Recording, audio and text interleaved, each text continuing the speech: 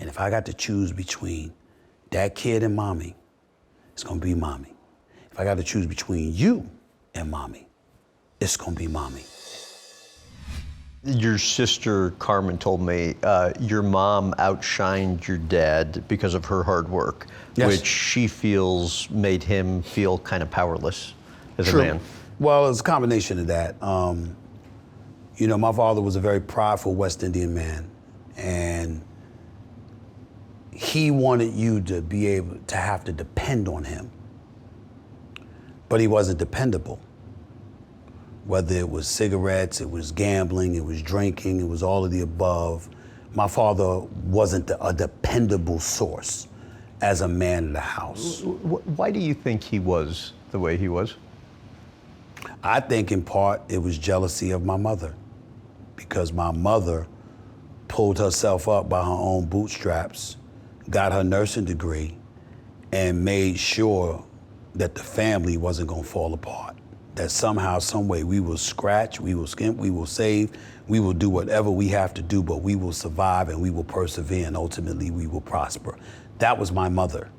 And remember, she got her degree. She put herself through school and got her degree after she had the 6 of us. And so to put herself in a position where she didn't really need him as much as she once did, my belief is that he resented that. And because of that, he was like, fine, go do it on your own then. And that's where it came from. So my sisters would be primarily focused on his infidelity. I was always focused on the fact that as a man, you have a responsibility to take care of your family. You know, we shouldn't be having to worry about a roof over our head, clothes on our back, food on the table. That's your responsibility as a man, and so. Although he did throw the infidelity in your face a little bit, didn't he? Like when he picked you up after you lived in Texas for.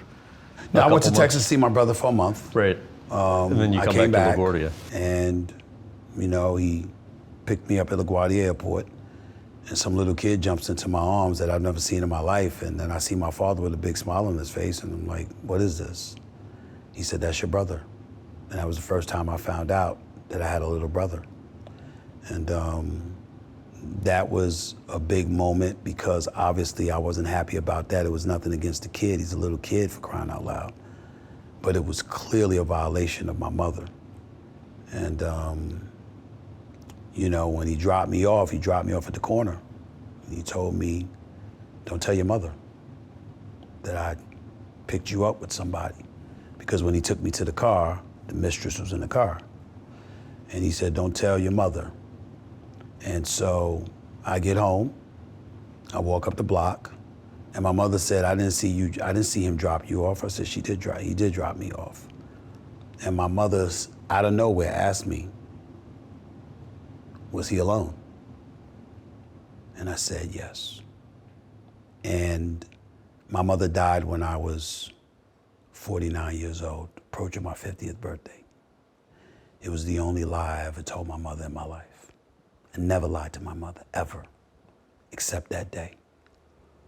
Because I knew what pain it would cause her. And I ate it.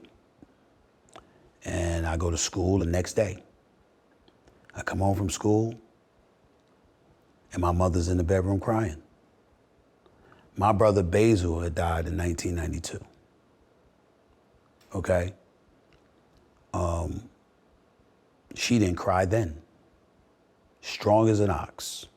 Very sad, but didn't cry, was strong for the family, the whole bit. The only time I ever saw my mother cry was that day. And I went there and I was like, Mommy, what's the matter? And she wiped the tears from my eyes and she looked at me and she said, why'd you lie to me? And I was like, what are you talking about? She said, I asked you yesterday, was your father alone? Why'd you lie to me? And come to find out, he had went and bragged about how his 2 sons had seen each other and embellished the story, acting like we were hugging one another and we were so happy to be together and all of this other stuff. Then I said, hold up. Wait a minute. I'm sorry that I lied to you. Here's what happened. And when I told her what happened and that I just couldn't bring myself to hurt her like that, she said, "You've never lied to me before, don't lie to me now, don't start anything new." And I said, "Yes, ma'am." And she said, "I'm gonna talk to your father, I will confront him tonight when he gets home." I said, "No, no, no, no, no. I will." I was 17. And I said, "No, I have to handle this. I gotta man up." And he came home that night, and I asked him to come in the bedroom, and I said to him, "This is what you did." And I said, "That was wrong." He said, "No, it wasn't. You have a right to know your brother, blah, blah, blah." I said, "That's not the point. The point is, you got me involved hurting my mother. You want to do that, you do that on your own. You don't use me to do it." And my father was a very, very intimidating figure whose default position was to put his hands on you if you were his children and he felt that you were out of line. But I couldn't be scared because my relationship with my mother was on the line. That's how I viewed it.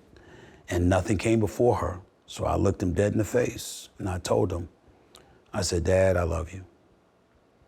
I said, "But I need to tell you something.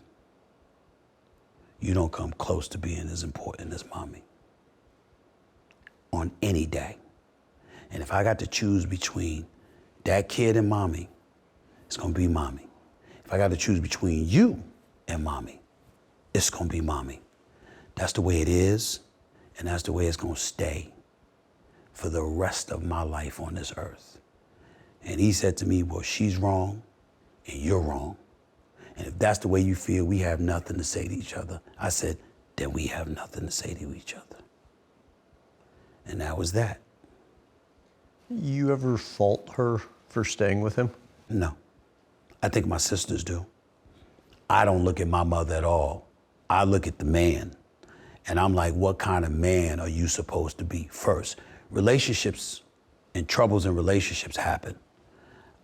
As hard as it is because it involves your parents, you don't put your hands on her. You're not abusive towards her. It's none of my business. Where it becomes my business is when you have her doing your job. When you didn't pay the bills, when you didn't put food in the refrigerator, when you didn't make sure there was heat in the house, when you didn't make sure there was clothes on our back. She's doing your job. And I'm very, very, very big on that. I've always been that guy. I've been in multiple relationships in my life and stuff like that.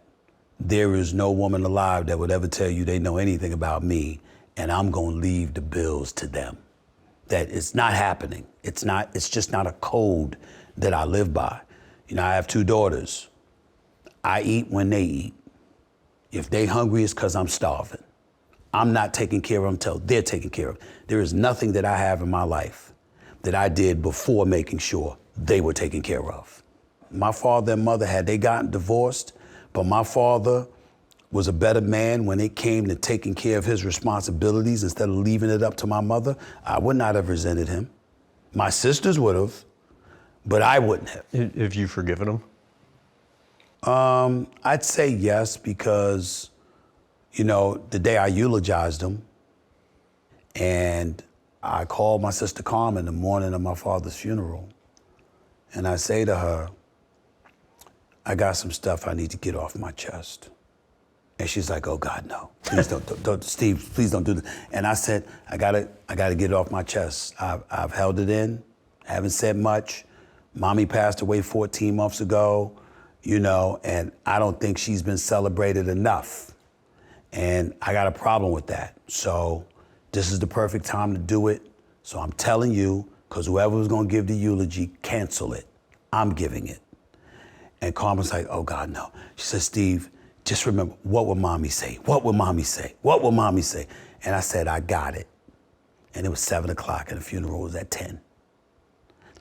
And so I go to the funeral, and all of these people were in attendance for my father's funeral. There must have been about 20 people from our block in Hollis, you know, 203rd Street, they were there.